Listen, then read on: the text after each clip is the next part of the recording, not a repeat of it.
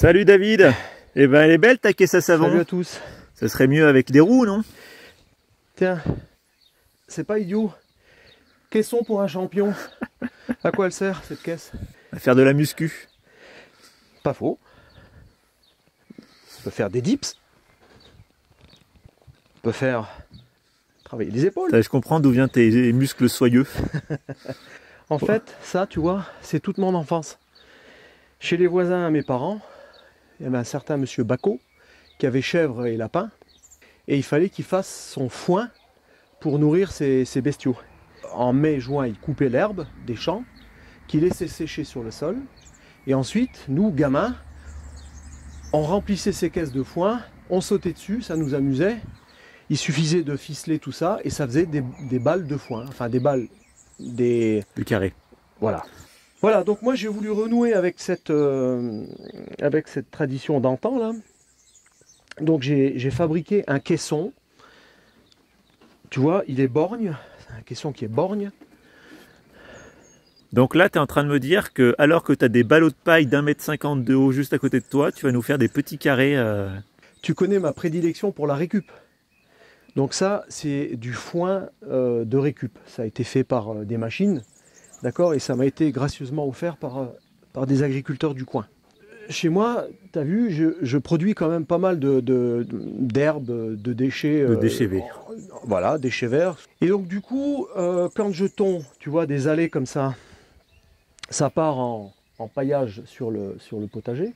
Cette herbe là, au mi-temps, là, je vais la laisser pousser et une fois par an, je la fauche. Je vais la laisser sécher sur le sol et ça fera du foin. Et ce foin, une fois qu'il sera sec, je peux le stocker grâce à ce caisson là. Et après, je m'en sers à ma guise pour pailler le potager.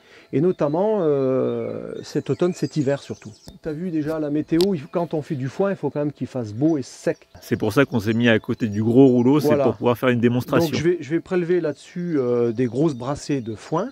On va remplir le caisson et je vais vous montrer comment on procède. Alors, bon, Jérémy. David. De quoi avons-nous besoin pour réaliser un ballot de foin? Donc notre caisson qu'on a réalisé avec de la planche de coffrage de récup, de la ficelle bleue assortie aux lunettes, sur le haut de ce caisson là. Là tu vois on a deux clous sur lesquels on vient accrocher un bout de ficelle. Tu fais un tourment comme ça là, hop, tu fais ça. Ensuite tu descends là. Tu descends. Et quand tu es là, hop, pareil, tu refais un petit zigouigoui comme ça. Tac. On fait pareil de l'autre côté. Je voulais te dire aussi, il y a plusieurs façons de stocker son foin. Ça t'intéresse que je développe? Pas vraiment, mais vas-y, continue. Bon. Alors, bon, ça c'en est une. Je suis en train de vous faire la démo. Après, tu peux stocker ton foin directement dans le champ. En enfonçant un grand piquet dans le sol et en venant entasser tout autour de ce piquet. Donc tu en fais un tas. C'est une meule, on appelle ça une meule de foin. Après, il y a une autre technique, c'est tu disposes d'une ferme, d'un grenier et tu jettes en vrac dans ce qu'on appelle un fenil. Moi quand j'étais gamin, mes parents ils avaient acheté une baraque ancienne. Le sol du grenier, il y avait une épaisseur phénoménale de foin. Ça servait aussi d'isolation naturelle. Et ici, les greniers, tu sais comment ils appellent ça, un grenier? Bah, fenil.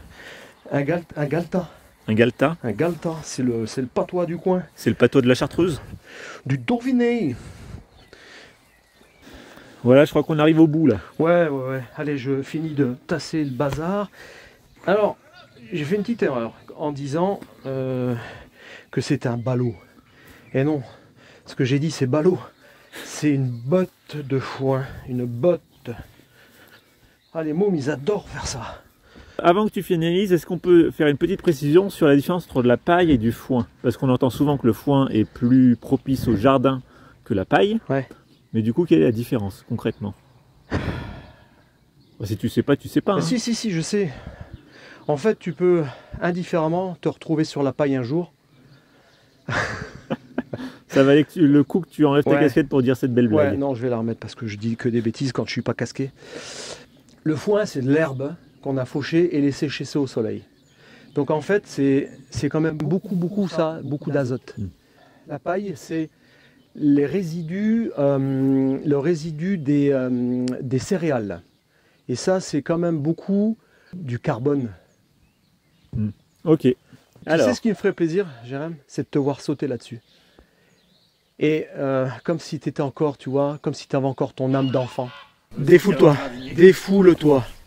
Ouais. Tu peux même crier, ça te fera du bien. Allez, vas-y. Lâche-toi. Ouf. maintenant. Allez, on finalise. Donc tu as vu, là maintenant, on récupère notre ficelle d'un côté, de l'autre côté. Voilà, et là, eh ben, il va falloir serrer comme une brute. Donc là, tu fais un nœud. Hop, hop. Allez, hop.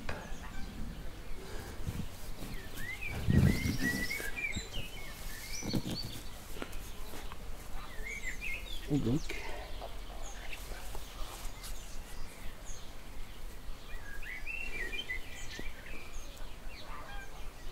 Bon, t'as vu, c'est un peu fastidieux, un peu longuet, hein, mais bon. D'où l'idée des poignets. Ouh, sachant que ça va être ingénieux ça. Ouh, papa. C'était bien tenté. On est... Ah bah on l'avait pas pensé ça, l'activité bateau avec ce caisson.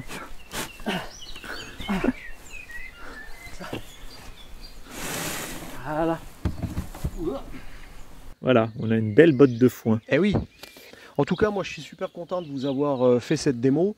Voilà, je suis retourné en enfance là avec le voisin, mes parents, les copains. Ça, c'est chouette parce que tu peux stocker. Mais si tu as des lapins, si tu as des moutons, c'est super intéressant. Si tu veux t'en servir au potager, c'est super intéressant en recouvrement du sol. Par contre, stockage. Dans un grenier, une grange, sous un appentis, au sec. Faut faire gaffe au risque incendie quand même. Hein, c'est très inflammable. Et puis j'espère que ça vous a plu. En tout cas, moi j'ai pris beaucoup de plaisir à réaliser ce caisson et cette démo. Bon, va falloir que j'arrange un peu ça. Les ficelles sont en fait trop sur les extrémités. Bah Voilà. écoute, ravi que tu sois retombé en enfance grâce à cette petite vidéo. Nous, normalement, on devrait du coup se retrouver pour la prochaine vidéo sur la faux et la fauche. Ouais, je vais vous montrer comment on utilise une faux, comment on l'entretient, comment on la bat, comment on l'aiguise et comment on fauche. Voilà. Eh bien, Merci. à bientôt.